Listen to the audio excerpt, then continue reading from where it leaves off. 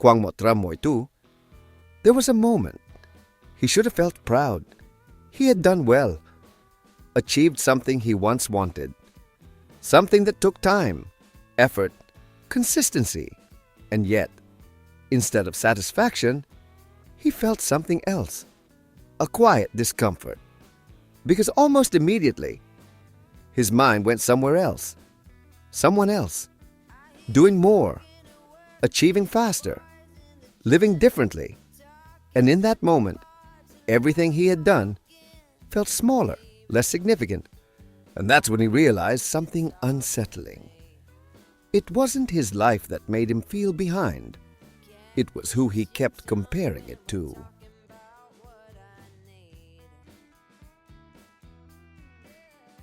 Comparison is one of the oldest habits of the human mind. Long before social media existed, long before people could instantly see the lives of thousands of others, the brain was already comparing strength, resources, status, opportunity. For a certain purpose, comparison can be useful. It helps people evaluate progress, learn from others, understand where they stand. But after more than 30 years caring for older adults, I've noticed something important. The comparison that helps us grow is usually brief.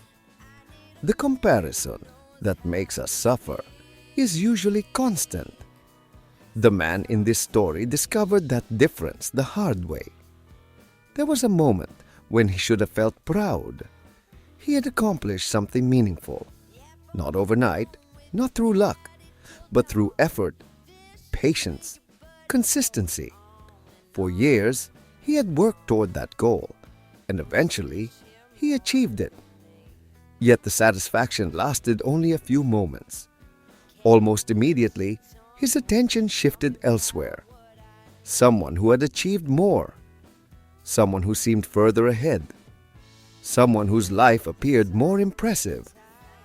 Within minutes, the achievement that once felt significant began feeling smaller, not because it had changed, because his reference point had changed. One morning, he sat alone near a window as sunlight slowly filled the room. The curtains were open. The bright morning light illuminated photographs from different stages of his life. Looking at those photographs, he found himself thinking, reflecting, comparing, not only to other people, but to younger versions of himself. The brain often does this automatically. It searches for a benchmark, a standard, a measuring stick. Unfortunately, those comparisons are rarely fair. Most people compare their complete reality to someone else's visible success, their private struggles, to another person's public achievements, their ordinary days to another person's highlight moments. And because the comparison is incomplete, the conclusion becomes distorted. The man realized he rarely compared difficulties, only outcomes. He compared his own challenges to someone else's results, his own journey to someone else's destination. No wonder he felt behind. The comparison had been unfair from the beginning. Yet because the brain repeated it so often, it felt true. And over time, that feeling became a habit that quietly stole satisfaction from moments that deserved to be celebrated. What troubled him most was not that others were succeeding. It was that he could no longer appreciate his own progress. And that realization would become the beginning of an important change. The realization stayed with the man for several days. At first, he simply observed it. Every time he accomplished something, every time he made progress, every time something good happened, his mind immediately searched for a comparison. Someone wealthier, someone healthier, someone more successful, someone who appeared further ahead. The pattern was remarkably consistent, and once he noticed it, He could no longer ignore it. One morning, while drinking coffee near the kitchen window, he watched sunlight spread slowly across the floor. The house was quiet, the morning calm, a perfect opportunity for reflection. Instead of comparing himself to others, he tried something different. He compared himself to the person he had been 5 years earlier, then 10 years earlier. The difference surprised him. When looking outward, he saw deficiencies. When looking backward, he saw growth. He remembered challenges he had overcome.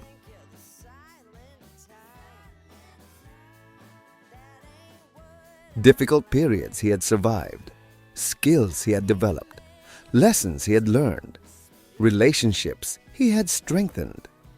The progress had always been there. He simply hadn't been looking in the right direction. This shift was small but powerful because the purpose of comparison changed. Instead of measuring distance from other people, he began measuring distance from his former self. The result felt completely different. The old comparison created pressure. The new comparison created perspective. During his daily walking routine, he continued practicing this idea. Each step became an opportunity to notice progress. Not perfection, progress. The movement felt easier than a few years ago. His patience had improved. His reactions had softened. His understanding of life had deepened. These improvements were not dramatic. They would never appear on a trophy. Yet they mattered. And perhaps they mattered more than many of the achievements he had spent years chasing. Slowly, his focus began shifting, not away from growth, but toward a healthier way of measuring it. Because for the first time in years, he could see his own journey clearly, and that made his achievements feel real again. The problem with constant comparison is that it creates a cycle that feeds itself. The man began noticing this more clearly than ever. He would compare, then feel inadequate. Feeling inadequate would make him pay even more attention to people who seemed ahead. And the more attention he paid, the worse he felt. The cycle repeated itself endlessly. Compare, doubt, compare again. Many people assume comparison provides motivation. Sometimes it does. But when comparison becomes excessive, it begins producing the opposite effect. Instead of inspiring action, it weakens confidence. Instead of creating gratitude, it creates dissatisfaction. One evening after midnight, the man lay awake in bed. The bedroom was dark. The pillow supported his head as he stared at the ceiling. Thoughts moved quietly through his mind. Memories, achievements, mistakes, goals he had reached, goals he had not. And suddenly, he realized something important. His life was not objectively inadequate. His perception of it was, because every achievement was being filtered through comparison. Nothing was allowed to stand on its own. Nothing was allowed to be enough. There was always another benchmark, another person, another standard. The brain had become conditioned to search for what was missing, rather than appreciating what existed. This is one reason excessive comparison becomes so dangerous. It trains attention, and whatever attention repeatedly focuses on begins feeling more important. If the brain constantly focuses on deficiencies, life begins feeling deficient. Even when it is not, the man finally understood that comparison was distorting reality, not revealing it. And once he saw that distortion clearly, he knew something needed to change. Because no amount of achievement could ever satisfy a mind that immediately looked elsewhere. Changing the habit required more than awareness. It required practice. The man started with something simple. Whenever he caught himself comparing, he paused, not to criticize himself, not to force positive thinking, simply to notice. Where was his attention going? Why was it going there? What was he hoping to gain? These small moments of awareness became powerful because habits often lose strength once they become visible. One morning, while walking through a nearby park, he deliberately shifted his attention. Instead of observing what other people had accomplished, he focused on his own direction, his own values, his own priorities. The change felt subtle, yet surprisingly calming. The rhythm of his steps became steady. The morning sunshine filtered through the trees. His focus remained present. For perhaps the first time in years, he wasn't measuring himself against anyone. He was simply moving forward. This became an important lesson. Everyone follows a different timeline, different circumstances, different opportunities, different challenges. Comparing journeys rarely produces useful information because the starting points are never identical.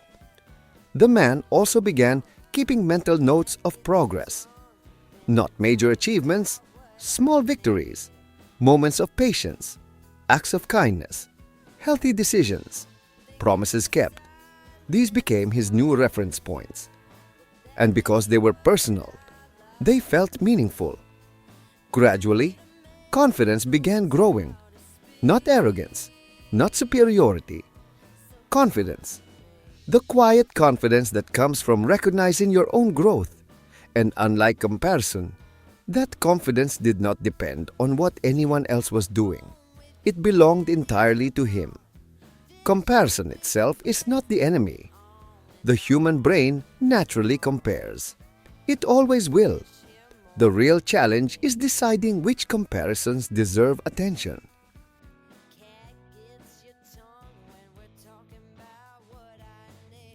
The man's journey revealed a truth many people spend years overlooking. Feeling behind is not always evidence that you are behind. Sometimes it is evidence that you are measuring yourself incorrectly. For years, he had allowed other people to become his reference point. And because reference points constantly changed, satisfaction remained out of reach. There was always someone ahead, someone richer, someone younger, someone more accomplished. The race never ended. One quiet evening, he sat near the bedroom window as darkness settled outside.